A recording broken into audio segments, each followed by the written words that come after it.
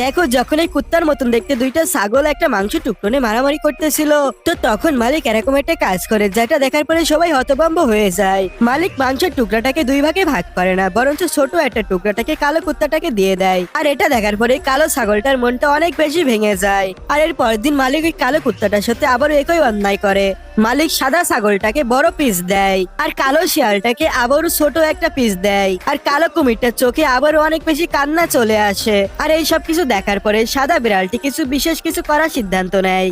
এরপর দিনের রাক্ষসটি যখন ওদেরকে খাবার দিতে আসে, তখন এই সাদা কুত্তার মতন দেখতে ছাগলটি খাবার নিতে মানা করে দেয়। ও আস্তে করে নিজের ঠ্যাঙের সাহায্যে কালো কুত্তার দিকে ইশারা করে, যেন ও মালিককে বলতে চাচ্ছিল তুমি একে খেতে দাও। আর এরপর থেকে যখনই ভালো খাবার আসতো, এই সাদা ডাইনোসরটি কালো কুত্তার দিকে ইশারা করত, যাতে মালিক টের পায় যে কারোর প্রতি যেন অবিচার না হয়। আর এই বুদ্ধিমান শিয়ালের জন্য একটা লাইক তো দেওয়াই যায়।